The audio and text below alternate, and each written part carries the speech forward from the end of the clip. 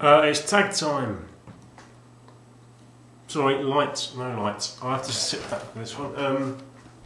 Yeah, I've been tagged by bedtime143. Sorry I've taken so long to get around to doing it. I keep missing the light. A few of my recent videos have been a bit gloomy. And I'm not always around to do them when the light's okay. But as you can see now, I've also got the opposite problem. I'm a little bit too much light. So there's a very short window from when I can do them. But I'm just making excuses now. Oh no, don't like excuses. I mean, I did experiment with using a lamp in here, and it just looks shocking. So yeah, yeah, tag. I don't think there's any sort of title to it. But they're three interesting questions and thought-provoking questions, and they're questions that every one of us should ask ourselves. And I will be tagging some people at the end of the video, so yeah, keep everyone on their toes, keep their minds ticking over while they're watching, if they're watching. Yeah, three questions. First one's favourite games from the past 3 generations, one from each. Second question, favourite controller of all time. Third question, one game remade from the past 3 generations, what would it be? See? Some very interesting questions. Number 1, favourite game from the past 3 generations, one from each. Everyone's going to have difficulty doing this, and I'm no different. But at the risk of repeating myself, I've decided to discount certain games. There are certain obvious games from certain generations for me, like Suikoden 2 and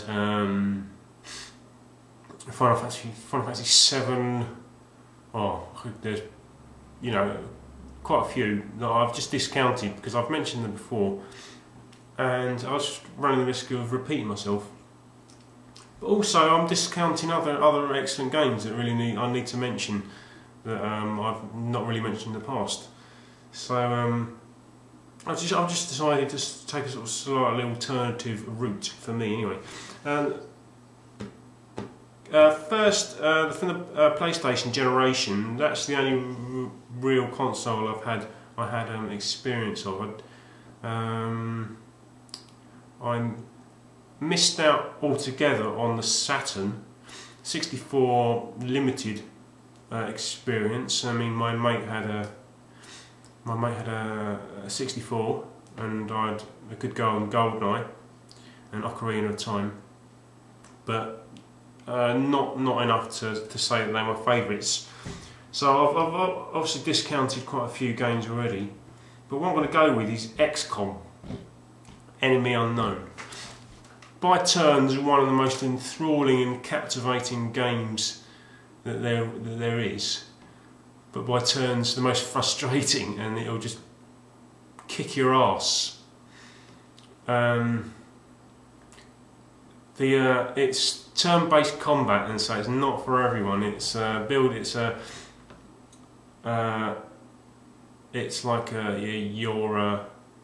you have to establish an Earth defence force to defend Earth from alien invasion, generally, and you build bases around Earth, and then every so often you get the opportunity to go out on missions, and it's a turn-based combat system, and it's so effective. It looks pretty rough. It looked pretty rough even for PlayStation generation, but it's so effective. This whole sort of time units and line of sight mechanisms that they use. And it's just really satisfying. It's a really satisfying game. I mean, each mission can take ages, and so sometimes you just have to hurry them up. And there are certain videos I see on YouTube which are so impressive. There's different things you can do. There's a video I've got, my favourites, where the guy playing has built up one character to such an extent where he just goes out and does a mission on his own. He's that hard, and just kicks the arses of all these aliens. But it's a game I reckon everyone should play, but then be wary, because you will get to a point where you think you're doing really well, and nice and settled and sorted, and then something will come along and it'll just wipe you out. So yeah, be wary. That's XCOM, Enemy Unknown from PlayStation 1. For the PlayStation 2 generation,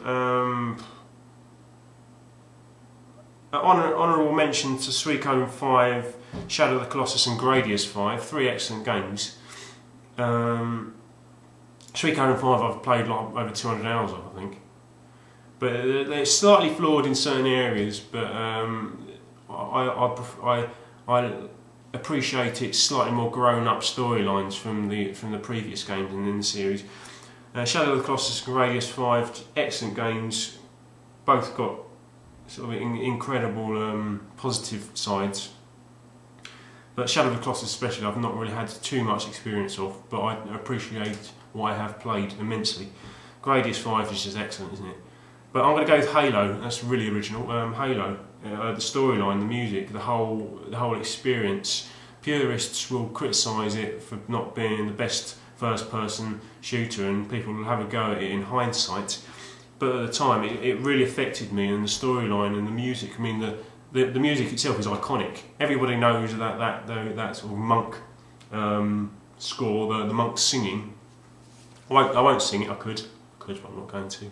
But everybody knows it, and it's the whole package. It all ties into something that's just an incredible gameplay experience. And so I'm going to have to say Halo 3 for the Xbox generation.